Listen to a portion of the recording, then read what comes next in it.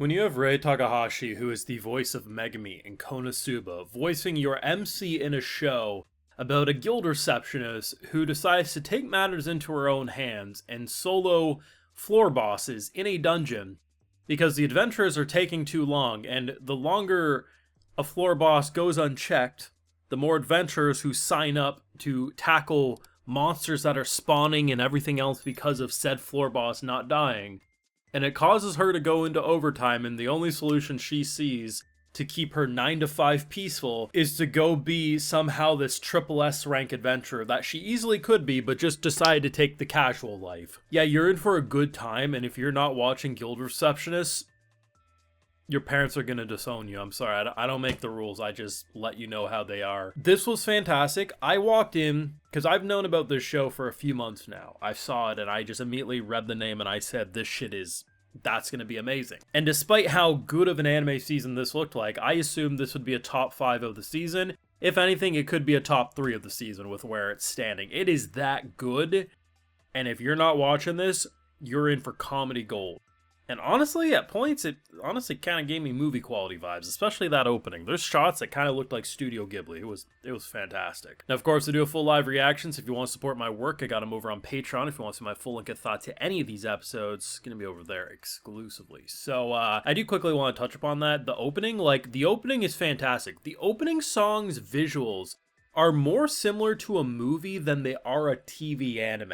Like, at points, it literally it feels like Ghibli, and just, I don't know what it was. Like, they had style and charisma in that bad boy. It was fantastic. And, I mean, you probably know what you're getting into just based on the title. And as I've been saying recently in my videos, these long titles, they can sell you. It's just sometimes the long titles just sound generic, so it undersells what the show can be.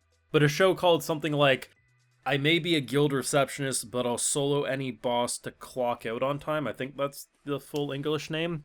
It's fantastic. I had a couple of questions walking into the show, like, what is the logic of soloing the bosses to clock out on time? Because I'm thinking to myself, all you're doing is you're adding more work. Like, I'm sure more floor bosses will spawn, but they actually quickly answer my concerns. The idea that her paperwork is piling up so much is because this big dragon, right? It's a big 3D dragon. People are probably going to clown on it, meme on it. Personally, I thought it was fine. I'll touch upon it later. But essentially, the longer the floor boss is alive, the more extra monsters spawn, meaning more quests, more paperwork, because more adventurers will pick up more quests because it's just an endless wave. Meaning, the girl who decided to go down the career path of, you're hired for life, benefits out the ass, simple job as long as there's not overtime. She literally cashed out on what she thought was going to be the simple, quiet life, and her 9-5 decided to become a 9 to 11. It basically is the Japanese work life of a businessman who basically comes home to sleep only to wake up and go to work and repeat the cycle between travel and everything else. And I understand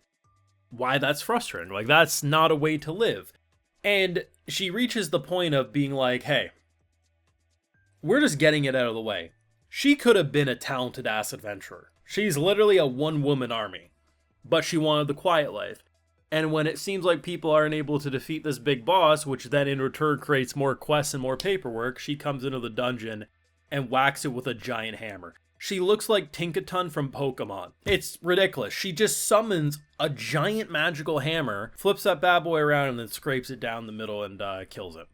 And I love how idiotic she is. Like, she has no self-aware in her body because she was firmly convinced the hood disguised her identity. If she wore a mask, I would understand why she was shocked she got discovered. And sure, black hair, green eyes, it could be a lot of people. But goddamn, girl, if you truly know you're doing something illegal because she doesn't have the card to be an adventurer, it's a whole can of worms. Why did you not wear a mask? Why did you not wrap a scarf around, like anything? She's in the goddamn paper. And apparently most people are stupid, like in the world of Superman, because Clark Kent Superman, the glasses truly changed the man's face. But thankfully, the leader of this very powerful party is not an idiot and was able to say, yeah, no boss.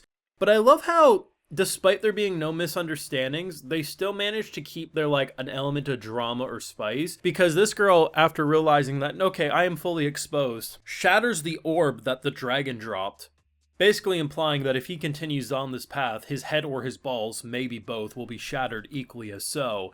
And when that still wasn't enough, she busts out the hammer and tries to murder this guy, like basically saying, no, no, no, I ain't doing this. He uses a spell that apparently, according to him, would turn anything hard, making Viagra obsolete in this world, is from what I'm understanding. And she breaks through it like it's nothing. Just completely fantastic comedy direction, and you know at some point she's gonna work with this group. Maybe she'll be a contract adventurer once in a while. I don't know. But yeah, this ain't gonna be the last floor boss she fights. They end the episode with her more concerned not of her coworker being emotionally distraught because of this douchebag, but because she realizes that there's gonna be more paperwork on the horizon.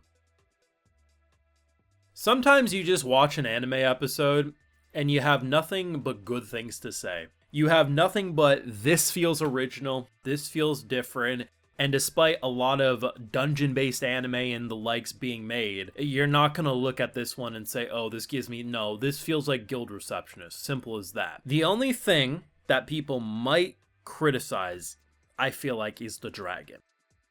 Now here's the thing. It was a 3D dragon, and it was not as good as something that would have been 2D. But, given the lighting, given the environment, I actually thought it blended in quite well, and the animation to it was actually really good. It didn't really feel like very draggy, sloppy, kind of like, I don't know, like, it moved well. It really did, and despite it being, you know, obviously a 3D dragon, I didn't look at that and say, damn, you know, the production. No, I thought the production did it quite well for being 100%. Top to bottom, this was a fantastic episode. It's going to be a fantastic Friday watch. I think you would be crazy not to want to watch this one, because it's not just simply like it's a guild kind of adventuring anime. It is that at face value, but it's freaking comedy gold. This is like, it's different, mind you, so hear me out. Similar to when Delicious and Dungeon came out, at face value you might want to say, oh, it's just another dungeon crawling anime, but Delicious and Dungeon clearly was so much more than that. And in a similar way, I think Guild Receptionist is doing a similar idea where, at face value, some of these things may appear like you've seen it before, but the execution is unlike anything we've seen. This isn't a simple hamburger, man. This is a hamburger made by Gordon freaking Ramsay. You let me know your thoughts and feelings on this first episode, whether you walked in anticipating it like myself, or you walked in completely blind, having no idea it was even a thing. Your thoughts. Leave a like if you enjoyed, subscribe if you're new around here, of course, ring that bell, and like I mentioned, we got those full live reactions over on Patreon, and hey, while you're over there, I'll also give you a video shout out. Alright, so today we got Happy Lenico, Tori Holland, CCC Studios, and we also have Raffle Borch. So I appreciate the support, everyone. Please take care.